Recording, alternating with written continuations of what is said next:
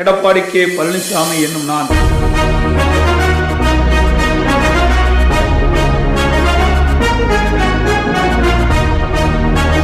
₹10 பாலாஜி ஆத்த தாண்டினா பாலாஜி. ஏன் உங்களுக்கு தான் அதிகமா தெரியும். ஏன்னா குறுக்க காவிரி ஆறு ஒண்ணுதான் ஓடுது.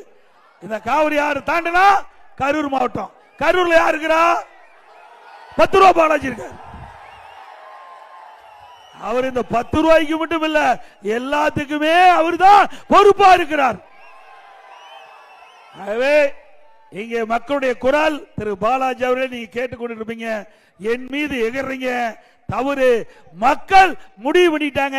நீங்க எப்பொழுது டாஸ்மாக் கடையில் பாட்டிலுக்கு ₹10 அதிகம் வாங்குறீங்களோ அப்பவே மக்களுக்கு தெரிஞ்சிட்டது. ஒரு நாளைக்கு டாஸ்மாக் கடையில் 6000 கடை இருக்குது, 1.5 கோடி பாட்டில் விற்குது. ஒரு பாட்டிலுக்கு ₹10, ஒரு நாளைக்கு 15 கோடி இந்த டாஸ்மாக் கடையில் இருந்து மட்டும் வருமானம் வந்துகிட்டு இருந்தது. மாசத்துக்கு 450 கோடி, வருஷத்துக்கு 5400 கோடி, 4 வருஷத்துக்கு 22,000 கோடி இந்த டாஸ்மாக் கடையில் மட்டும் கொள்ளை அடிச்சிருக்காங்க. இந்த கொள்ளை அடிச்ச பணத்தை வச்சுக்கிட்டு தான் ஆட்டம் போட்டுட்டு இருக்காங்க. அந்த ஆட்டத்திற்கெல்லாம் முடிவு கேட்டுக்கிட்ட காலம் 2026 சட்டமன்ற பொதுத் தேர்தல். முடிவு கட்டுவீங்களா? முடிவு கட்டுவீங்களா?